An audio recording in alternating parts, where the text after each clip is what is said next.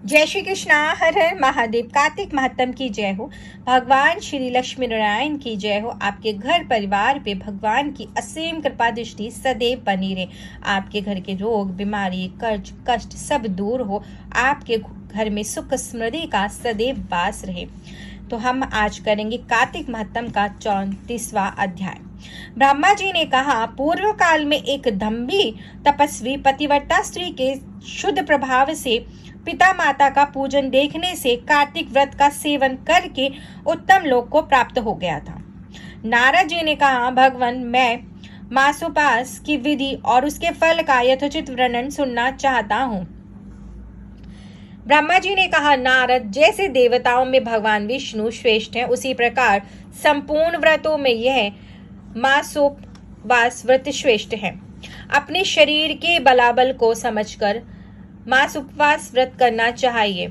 आश्विन के शुक्ल पक्ष की एकादशी को उपवास करके 30 दिनों के लिए इस व्रत का ग्रहण करना चाहिए और उतने ही दिनों तक का भगवान के मंदिर में जाकर तीनों समय भक्ति पूर्वक नैवेद्य धूप दीप तथा नाना प्रकार के पुष्पों से मन वाणी और क्रिया द्वारा भगवान गरुड़ध्वज की पूजा करनी चाहिए।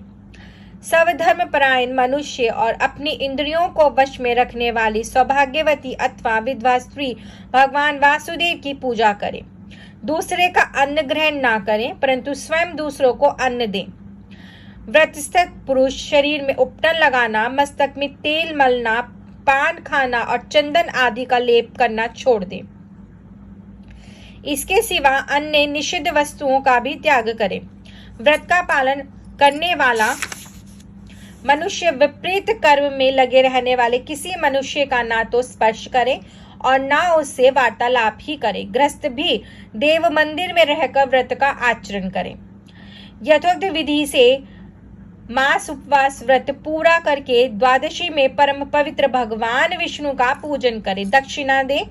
मास उपवास के अंत में वह 13 ब्राह्मणों का वरण करके वैष्णव यज्ञ करावे। तत्पश्चात ब्राह्मणों को भोजन करावे और उन्हें तांबुल सहित 2-2 वस्त्र देकर पूजन पूर्वक विदा करे। इस प्रकार मास उपवास की विधि बताई गई है। भगवान श्री कृष्ण की सदैव जय हो। कार्तिक महात्म की जय हो। श्री लक्ष्मी नारायण भगवान की जय। अब हम करेंगे कार्तिक महात्म का 35वां अध्याय, तुलसी विवाह। ब्रह्मा जी कहते हैं, कार्तिक शुक्ल नवमी को द्वापर युग का प्रारंभ हुआ है, अतः वह तिथि दान और उपवास में कर्मशः पूर्वाह वायपनी तथा प्रहार वायपनी हो तो ग्रह है। इसी तिथि को नवमी से एकादशी तक मनुष्य शास्त्रोक्त विधि से तुलसी के विवाह का उत्सव करे तो उसे कन्यादान का फल प्राप्त होता है। पूर्व काल में कनक की पुत्री किशोरी ने एकादशी तिथि में संध्या के समय तुलसी के वैवाहिक विधि संपन्न की। इससे वह किशोरी वैधव्य दोष से मुक्त हो गई। अब मैं उसकी विधि बतलाता हूँ। 1 तोला सुवर्ण की भगवान विष्णु की सुंदर प्रतिमा तैयार करवावे अथवा अपनी शक्ति के अनुसार आधे या चौथाई तोले को ही प्रतिमा बनवा ले। फिर तुलसी और भगवान विष्णु की प्रतिमा पे प्राण प्रतिष्ठा करके स्तुति आदि के द्वारा भगवान को उठावे। पुनः पुरुष सूक्त के मंत्रों द्वारा षोडशोपचार से पूजा करें। पहले देश काल का स्मरण करके गणेश पूजन करें, फिर पुण्य आवाहन वाचन कराकर नंदी श्राद्ध करें। तत्पश्चात वेद मंत्रों के उच्चारण और बाजे आदि की ध्वनि के साथ भगवान विष्णु की प्रतिमा को तुलसी जी के निकट लाकर रखें। प्रतिमा को वस्त्रों से आच्छादित किए रहें। उस समय भगवान का इस प्रकार आवाहन करें, आगच्छ भगवान देव आचार्य स्म्यापी केशव तुम्भय दास्म्यापि तुलसी सर्वका मां प्रदो भव। भगवान केशव, आइए देव, मैं आपकी पूजा करूंगा, आपकी सेवा में तुलसी को समर्पित करूंगा। आप मेरे संपूर्ण मनोरथों को पूर्ण करें। भगवान श्री कृष्ण की जय। इस प्रकार आवाहन के पश्चात 3-3 बार अर्घ्य पाद्य और विष्टर का उच्चारण करें। इन्हें बारी बारी से भगवान को समर्पित करें।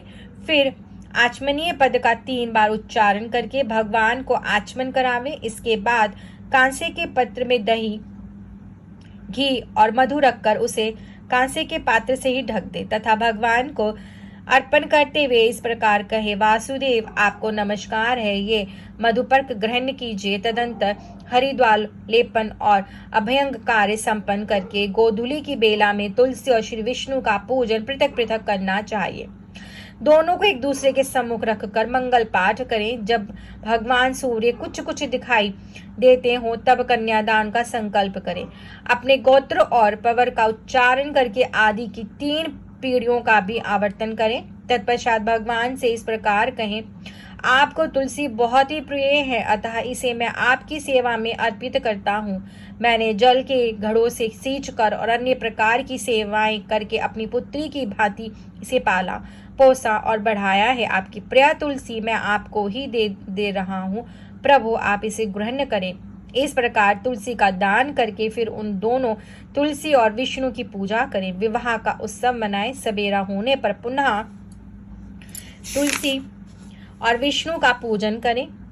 अग्नि की स्थापना करके उसमें द्वादक्षर मंत्र से खीर, घी, मधु और तिल मिश्रित हवनीय द्रव्य की 108 आहुति दें।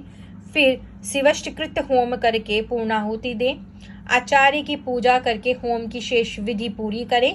उसके बाद भगवान से इस प्रकार प्रार्थना करें, देव प्रभु आपकी प्रसन्नता के लिए मैंने यह व्रत किया है। जनार्दन इसमें जो न्यूनता हो वह आपके प्रसाद से पूर्णता को प्राप्त हो जाए। तदंतर भगवान का विसर्जन करते हुए कहें, भगवान आप तुलसी के साथ वैकुंठ धाम में पधारें। प्रभु मेरे द्वारा की हुई पूजा ग्रहण करके आप सदा संतुष्ट रहें। इस प्रकार देवेश्वर विष्णु का विसर्जन करके मूर्ति आदि सब सामग्री आचार्य को अर्पण करें। इससे मनुष्य कृतार्थ हो जाता है। भगवान श्री लक्ष्मी नारायण भगवान की जय। जय माता तुलसी की जय। जय कार्तिक महत्तम की जय। जय जय श्री कृष्ण भगवान की जय। जय जय हर हर महादेव। जय श्री कृष्ण।